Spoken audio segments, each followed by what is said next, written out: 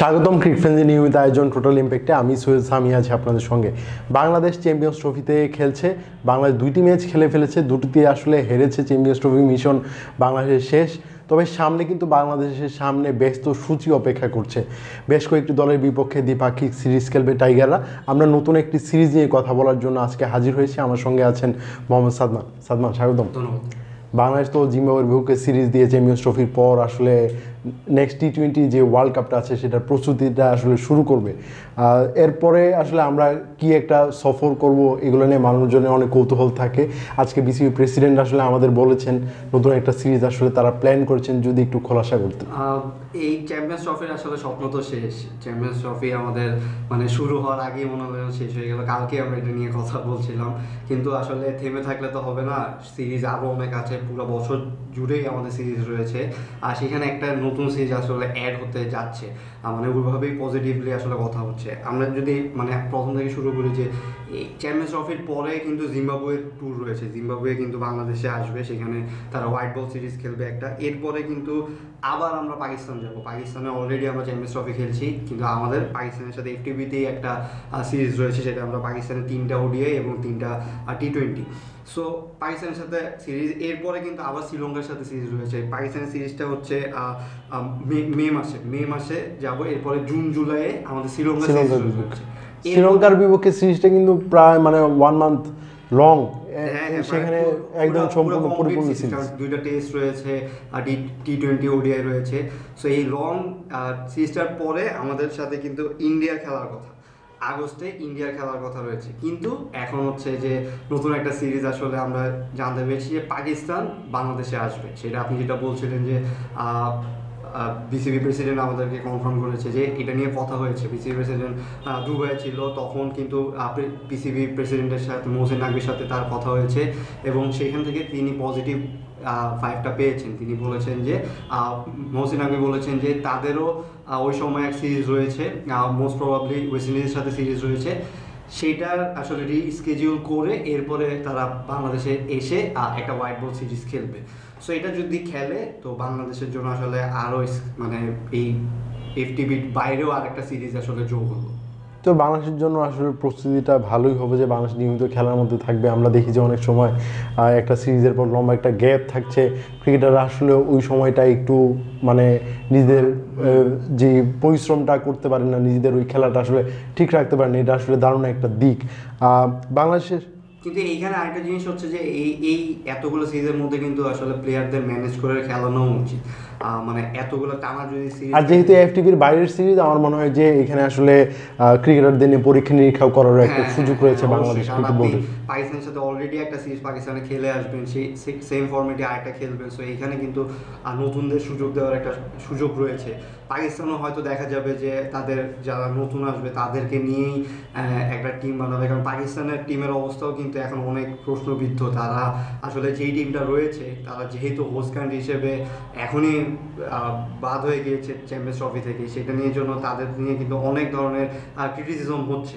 So সেই ক্ষেত্রে পাকিস্তানও হয়তো দেখবে যে তাদের নতুন প্লেয়ারদের ঝালাই করে নিবে সামনে টি20 ওয়ার্ল্ড কাপের আগে। এই টিমগুলো কিন্তু এখনই আসলে প্রস্তুতি শুরু করা উচিত।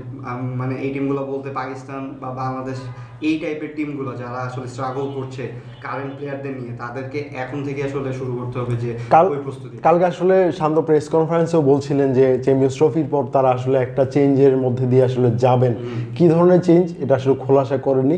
আর সামনে যেহেতু ভারতের বিপক্ষে একটা সিরিজ আছে, পাকিস্তান সিরিজটা কিন্তু ভারতের বিপক্ষে যে এফটিভির মধ্যকার সিরিজ, এটা এসে ভালো একটা প্রস্তুতি হবে আমার মনে হয় এই সিরিজটা দিয়ে।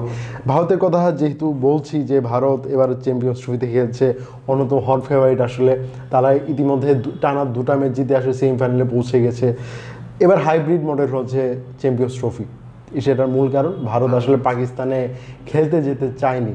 প্যাট কামিন্স, যিনি আসলে অস্ট্রেলিয়ার ক্যাপ্টেন, তিনি আসলে বলেছেন যে ভারত আসলে বাড়তি সুবিধা পাচ্ছে। আপনার কাছে মনে হয় কিনা যে ভারত বাড়তি সুবিধা পাচ্ছে? এটা কিন্তু আসলে অনেকদিন ধরেই আমরা বলছি যে ভারত আইসিসি টুর্নামেন্টগুলোয় ভারত যদি নিজেরা হোস্ট নাও হয়, তাও কিন্তু তাদের আসলে একটা বাড়তি সুবিধা দেখা যায়। আপনি দেখবেন যে আগের ওয়ার্ল্ড কাপগুলোতেও ভারতের বাইরে যেগুলো হয়েছে, হয়তো একই ভেন্যুর কাছাকাছি তাদের হোটেল বা ভেন্যুর থেকে প্র্যাকটিসের সুবিধা তাদের বেশি থাকে। এখন আসলে পুরা ওয়ার্ল্ড ক্রিকেটটাই কিন্তু কন্ট্রোল ভারতের হাতে, এটা সবার মানতে হবে।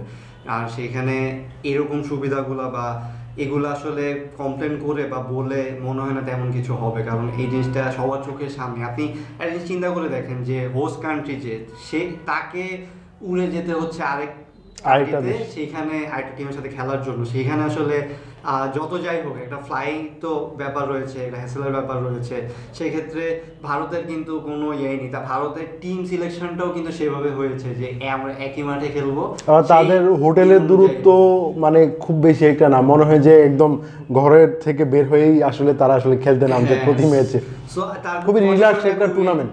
আমার মনে হয় যে ভারত যদি নিজেদের ঘরের মাঠে এরকম একটা টুর্নামেন্ট যদি আয়োজন করে, এর থেকে ভালো সুবিধা আসলে ভারত নিজেরা আসলে নেবে না, যেটা পাকিস্তানের হোস্ট কান্ট্রি হিসেবে তারা ভারতকে যে সুবিধাটা দিচ্ছে আসলে। এখন আসলে আমরা এরকম কথা বললে অনেক ভারতীয় দর্শকরা আসে তারা বলবে যে ভারত করছে আমাদের বাংলাদেশে, কিন্তু এটা আসলে রিয়েলিটি। এটা আপনার ভারত আসলে হয়তো ওইভাবেই আইসিসির এখন প্রেসিডেন্ট জয় শাহ, তিনিও কিন্তু ভারতের সেক্রেটারি ছিলেন। সো তার থেকেও আমরা মানে ভারত ফেভার পাবে এটা মানে বলাই যায়, এটা নিয়ে আসলে দ্বিমত করার কিছু নেই। আর এখানে মানে তারা পারছে, তারা করছে, তারা আইপিএল দিয়ে আসলে অনেকটুকু মার্কেট ধরে ফেলেছে, ইন্টারন্যাশনাল ক্রিকেটও সেইভাবেই চলে। সো সেখানে আসলে সবাই সেখানে মানিয়ে নেয়, সেইভাবে মানিয়েই খেলছে। সো এই সব অডসের এগেনস্টে যেই অন্য টিম খেলছে, এখন ভারত দেখেন, ভারত তো 23 সালে নিজেদের কান্ট্রিতেও ওয়ার্ল্ড কাপ জিততে পারেনি, ফাইনালে অস্ট্রেলিয়ার কাছে হেরে গিয়েছে।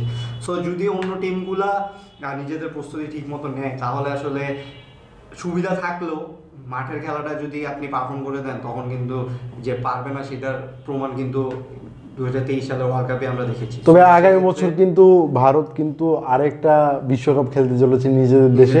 অবশ্যই এটা আসলে শেয়ার টুর্নামেন্ট, এটার একটা অংশ শ্রীলঙ্কাতেও হবে। হ্যাঁ, সেক্ষেত্রে হয়তো পাকিস্তান নিজেদের ম্যাচগুলো শ্রীলঙ্কাতেই খেলবে সেক্ষেত্রে। কিন্তু মানে এটাই মানে সুবিধা হলেও মানে দেখা যাবে শ্রীলঙ্কার কয়েকটা মাঠে হয়তো খেলবে, কিন্তু ভারতের বিষয়টা কি, ভারতে সবসময় এরকম থাকে যে তাদের ভেন্যু হয়তো কাছাকাছি থাকে, একটাই থাকে। আপনি যদি পাকিস্তান যদি ওই স্ট্রিক্ট ওই ডিসিশন যদি নিতে পারতো, তাহলে সংযুক্ত আরব আমিরাতেও ভারতকে আসলে 3টা ভেন্যুতে খেলতে দিতে পারতো, যেখানে আমরা শারজা এবং আবুধাবির মতো 2টা স্টেডিয়াম কিন্তু আছে যেখানে খেলার মতো, কিন্তু ভারত আসলে ওই হ্যাসেলটা আসলে নিতে চায় না বা রাজি না। সেখানে আসলে ফার্স্টে তো তারা পাকিস্তানে দেখেন অন্যান্য সবগুলা কান্ট্রি আছে, কিন্তু রাজনৈতিক কারণে পাকিস্তানে ভারত যাচ্ছে না। সো সেই ক্ষেত্রে ভারত নিজের মতো করেই মনে হলো যেন নিজের আধিপত্যটা দেখালো, এবং খেলা আসলে তাদের টিমটাও এত ভালো যে সুবিধা পেলে টিমটা মানে কামিন্সও একই কথা বলছিলেন যে ভারত টিমটা এত ভালো, তারা এই সুবিধাটা পাচ্ছে, মানে অন্য দলগুলো থেকে তারা আসলে অনেকটা এগিয়ে গেছে, এটা আসলে অস্বীকার করার মতো কোনো উপায় নেই। সেটাই। সো এখন পাকিস্তানের মাটিতে ভারত মানে হোস্ট তো পাকিস্তানি, সো সেখানে পাকিস্তানের চ্যাম্পিয়ন্স ট্রফিতে ভারত যদি চ্যাম্পিয়ন হয়, সেটা ভারতের জন্য অনেক বড় একটা কথা হবে, ব্যাপার হবে, সবাই মানে এটা মনে রাখবে। কিন্তু ব্যাক এন্ডে আসলে এইসব ঘটনাগুলো তখন অনেকে বলবে, অলরেডি প্যাট কামিন্স বলে দিয়েছেন, বা যখন সেমিফাইনাল খেলা হবে বা ফাইনাল খেলা হবে, তখন অন্য টিমগুলো হয়তো এটা নিয়ে একটু বেশি কথা বলবে। হ্যাঁ, যে কারণ তাদের ফ্লাই করতে হচ্ছে, তারা পাকিস্তানে, কারণ এই টিমগুলো সবাই পাকিস্তানে খেলবে। সো শুধু ভারতের খেলার জন্য তাদের দুবাইয়ে ফ্লাই করা লাগছে। সো এটা তো ডিসঅ্যাডভান্টেজ রয়েছেই। এগুলো আসলে মেনে নিয়েই খেলতে হবে, যতদিন ভারতের এরকম দাপট থাকবে সব দলকে এইভাবে মেনে নিয়ে খেলতে হবে। ধন্যবাদ সাদমান আমার সঙ্গে থাকার জন্য। দর্শক, ক্রিকেট সঙ্গে থাকার জন্য ধন্যবাদ। পরবর্তী কোনো পর্বে অন্য কোনো বিষয় নিয়ে কথা বলবো, সে পর্যন্ত আমাদের সঙ্গে থাকুন।